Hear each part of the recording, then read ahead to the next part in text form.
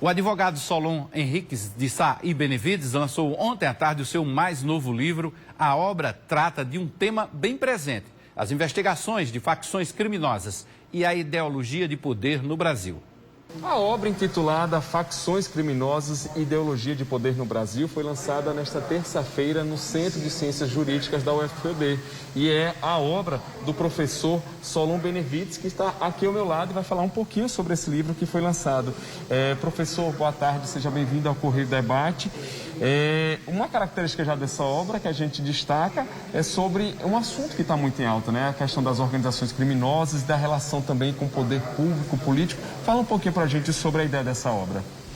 Bom, essa obra surgiu como fruto do pós-doutorado na Universidade de Santiago de Compostela e ela aborda o crescimento da criminalidade no Brasil, a desestruturação do Estado brasileiro em combater as facções criminosas, como elas atuam, e aí tem um detalhe muito importante que é exatamente o fato de que na década de 70 os presos políticos conviveram com os presos comuns e transferiram para os presos comuns a ideologia, a estruturação, a organização, a logística. E daí nós tivemos então o surgimento da Falange Vermelha, depois o Comando Vermelho, o primeiro comando da capital, que é o PCC, todos eles estruturados nacionalmente. Hoje o PCC tem representante em todos os estados da federação. O Comando Vermelho também. Eles estão rompidos desde 2016. E o que nós estamos estudando são as medidas jurídicas que elas existem, como o pacote anticrime do ministro Sérgio Moro, que depois foi sancionado pelo presidente da República após as modificações do Congresso Nacional, e quais são as ações repressivas que estão sendo feitas a nível nacional. Como, por exemplo, e fundamentalmente isso, não basta apenas prender. É necessário quebrar o braço financeiro dessas instituições, dessas facções, melhor dizendo. E quebrando o braço financeiro, evidentemente que não tem o financiamento para quê? Para compra de armas e assim por diante.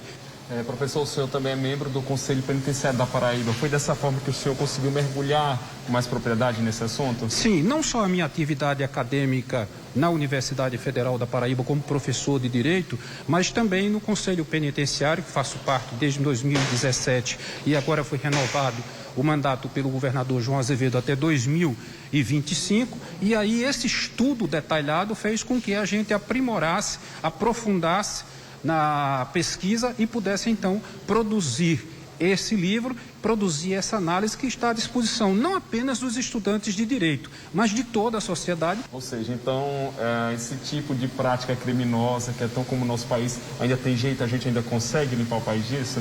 Claro que sim. Lembrando que a gente tem facções criminosas, que é o que a gente chama de organizações criminosas exógenas, ou seja, o termo significa nascidas fora do seio da administração. Mas nós temos as endógenas, que são aquelas nascidas no seio da administração, dentro da administração pública, que é a corrupção em si, que também tem organização criminosa. Então, o combate a essas duas correntes, né, criminosas, ela precisa ser feita de forma eficaz.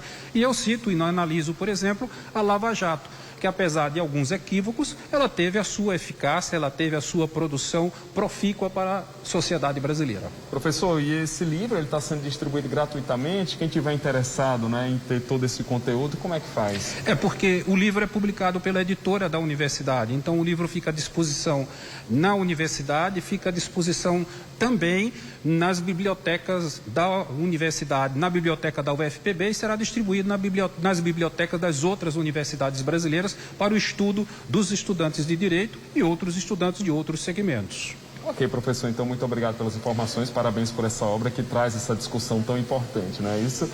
Simon Cavalcante para o Correio do Debate.